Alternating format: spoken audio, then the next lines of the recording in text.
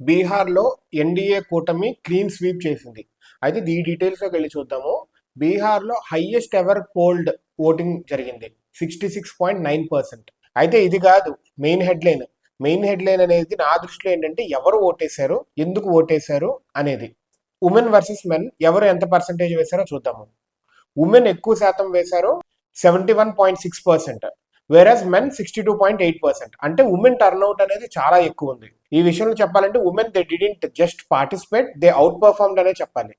అయితే ఉమెన్ ఎందుకు ఎక్కువ ఓటేశారు, what is the main reason అంటే పాలిటిక్స్ అనేది ఉమెన్ కి ఎమోషనల్ గా కాదు, ఈ నేతకు నేను వేస్తాను, ఈ క్యాస్ట్ కి నేను వేస్తాను, ఎమోషనల్ గా కాకుండా ప్రాక్టికల్ గా ఆలోచిస్తారు.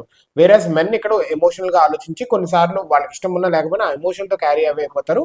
But women they are looking things at very practical way. అయితే ఓటేయడానికి మేజర్ రీజన్స్ ఏంటి అనేది చూస్తే కనుక, first direct beneficiary transfer. Women accounts ఉంటే వాళ్ళకే డైరెక్ట్ గా డబ్బులు పడుతున్నాయి, అది ఫస్ట్ది. వాళ్ళకి లైవ్లీహుడ్ సపోర్ట్ దొరుకుతుంది ఇండిపెండెంట్ గా బతకడానికి, ఆర్ఎల్స్ ఫ్యామిలీకి వీళ్ళ ఒక చెయ్యేసి డబ్బులు సంపాదించి పెట్టడానికి హెల్ప్ అవుతుంది livelihood. Next mobility and safety. Women కి సేఫ్ గార్డ్ గా, బీహార్ అంటే అంత సేఫ్టీ ఇదివరకు, బీహార్ అంటేనే రౌడీల రాజ్యం అనేది ఉంది. సో సేఫ్టీ అనేది చాలా బెటర్ గా మెరుగవుతా వస్తుంది, మొబిలిటీ కూడా. వీటన్నింటి మినహా good governance which is very important, అది కూడా ఉంది. కాబట్టి ఉమెన్ ముందుకొచ్చి ఈ గవర్నమెంట్ కావాలి మాకు, లైక్ ఎన్డీఏ గవర్నమెంట్ కావాలి అని చెప్పి ఓట్లు వేశారు. మెజారిటీగా ఉమెన్ ఓట్స్ అనేది ఇంత టర్న్ ఓవర్ అవ్వటానికి అండ్ ఎన్డీఏ గెలవటానికి రీజన్ అయింది. బేసికల్లీ వెన్ లైఫ్ అనేది ఇంప్రూవ్ అయితే కనుక ఉమెన్ నోటీస్, ఓకే ఇదివరకు ఇలా ఉంది మన జీవితం, ఇప్పుడు ఇలా ఉంది, అది ఐడెంటిఫై చేశారు and they voted accordingly. Disruptors వచ్చేసరికి జెన్జీ వాళ్ళు మేజర్ గా, అసలు జెన్జీ వాళ్ళు పట్టించుకున్నది వాళ్ళు క్యాస్ట్ కి, క్రీడ్ కి, రిలీజియన్ కి కాదు, వాళ్ళు డెవలప్మెంటే చూస్తారు జెన్జీ అంటే. సో వీళ్ళ ఓట్స్ కూడా చాలా ఇంపార్టెంట్, వీళ్ళు డిస్రప్టర్స్ అయ్యారు దీంట్లో.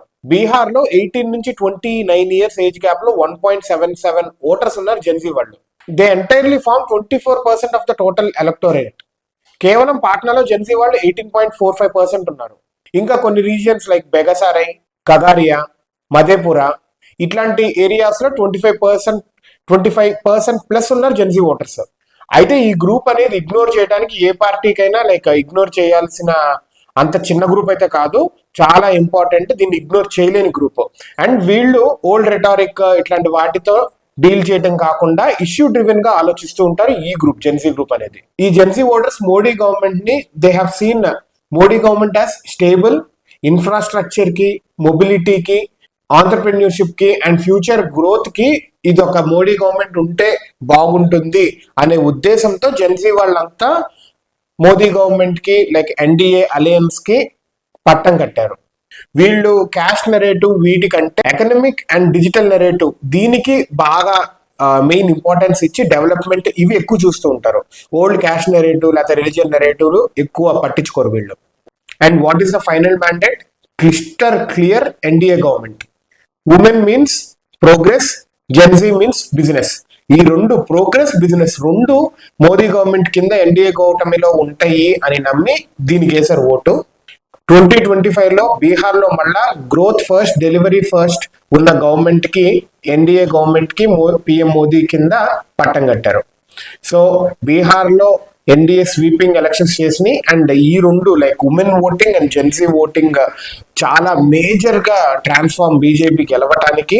అదేవిధంగా జనాల్లో కూడా ఆలోచన తీరు ఎలా మారుతుంది అనేది మిగతా రాష్ట్రాల్లో కూడా మిగతా ప్రజలు కూడా చూడాలి. అండ్ గవర్నమెంట్స్ కూడా లైక్ ఎన్డీఏ గవర్నమెంట్ మొత్తం వచ్చిందని అహంతో బిహేవ్ చేయకూడదు. At the same time opposition లో ఉన్న వాళ్ళు కూడా they have to start thinking in this way. రాష్ట్రము, దేశము ఎలా డెవలప్ అవుతుంది అంటే నథింగ్ మోర్ దెన్ దట్. అది పవర్ లో ఉన్న, అపోజిషన్ లో ఉన్న ఇద్దరి నెరేటివ్ ఇదే అవ్వాలి.